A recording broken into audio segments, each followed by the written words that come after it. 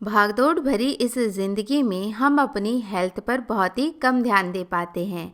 लेकिन यदि हम हेल्दी नहीं होंगे तो आगे कैसे बढ़ेंगे।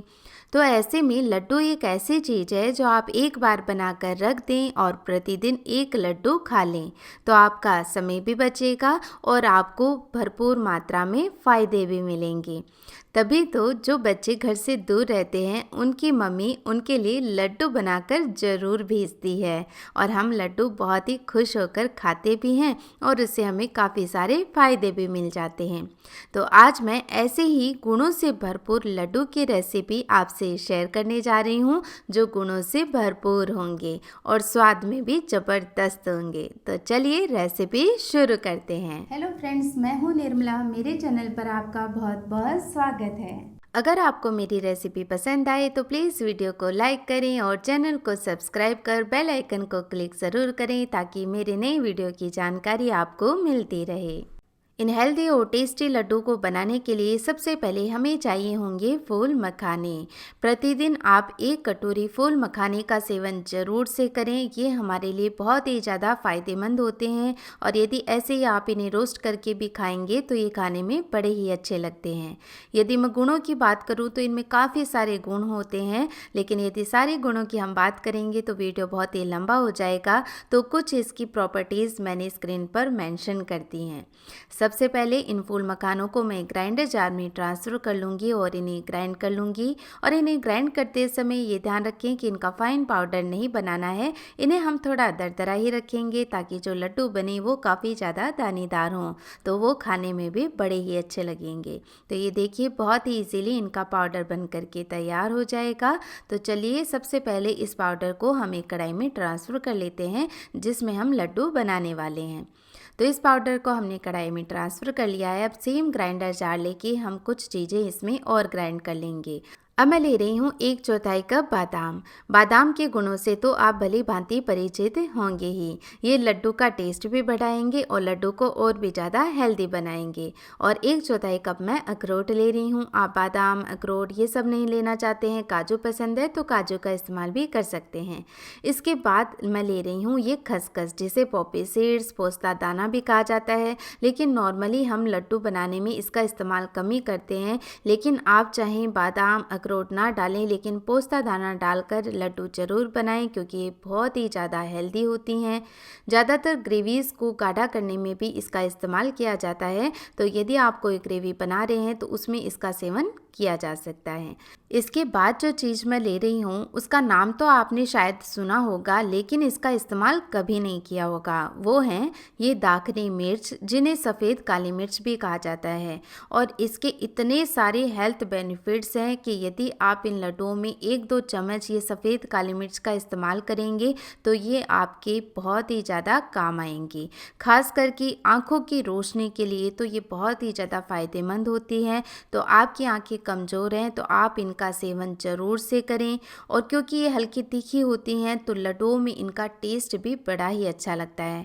बच्चों के लिए बना रहे हैं तो आप थोड़ी मात्रा कम कर सकते हैं, लेकिन ये ज़्यादा तीखी नहीं होती हैं।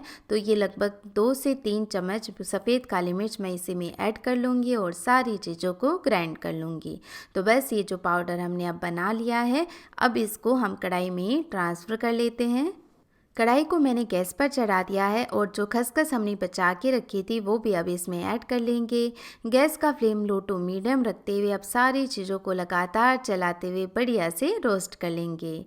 इन लड्डू को बनाने के लिए मैंने उन चीज़ों का इस्तेमाल किया है जो नॉर्मली हम बिल्कुल भी नहीं खाते हैं या उन चीज़ों को पहचानते ही नहीं हैं, लेकिन हमारे लिए वो बहुत ही ज़्यादा फ़ायदेमंद होती हैं। लेकिन फिर भी यदि इनमें से कोई चीज़ आपको बिल्कुल भी पसंद नहीं है तो आप उसे स्किप कर सकते हैं और जो चीज़ आपको पसंद हो उसका इस्तेमाल आप कर सकते हैं। लेकिन फ्रेंड्स, आप ज़रूर से ये लड्डू एक बार बना कर रख दें और डेली एक लड्डू आप खाकर फिर 1 गिलास ग्लास ऊपर दूध का पी लें तो सुबह का बढ़िया ब्रेकफास्ट भी आपका हो जाएगा और आपको पूरे दिन ये लड्डू एनर्जेटिक भी रखेंगे। और वो कहते भी हैं ना कि सर्दियों का खाया पिया गर्मियों में काम आता है। तो सर्दियों में लड्डू एक ऐसी चीज़ है जो बहुत ही ज़्यादा खाई जाती है ताकि हम गर्मियों में भी काफ़ी ज़्यादा हेल्दी रहें। तो ये देखिए बातों ही बातों में मैंने बढ़िया से सारी चीज़ों को रोस्ट कर लिया है। 9 से 10 मिनट का समय मुझे इसमें लग गया है। बढ़िया खुशबू इसमें से आने लगी है। तो अब इस रोस्टेड पाउडर को हम एक बड़े बर्तन के अंदर ट्रांसफ़र कर लेंगे और सेम कढ़ाई में अब एक चीज़ मैं और रोस्ट करूँगी, वो है ये नारियल का बूरा। तो ये नारियल का बूरा इस्तेमाल करने से लड्डू बहुत ही ज़्यादा टेस्टी बनेंगे। और यदि आपके पास इस तरह का रेडीमेड नारियल का बूरा नहीं है तो इस तरह का जो नारियल का गोला आता है इसको बारीक टुकड़ों में काट कर ग्राइंडर जार में इसका पाउडर बना लें, तो उसका इस्तेमाल भी आप कर सकते हैं। तो इसे हम लो फ्लेम पर 2 से 3 मिनट के लिए रोस्ट करेंगे क्योंकि इसमें भरपूर मात्रा में ऑयल होता है तो जल्दी से ये रोस्ट हो जाता है।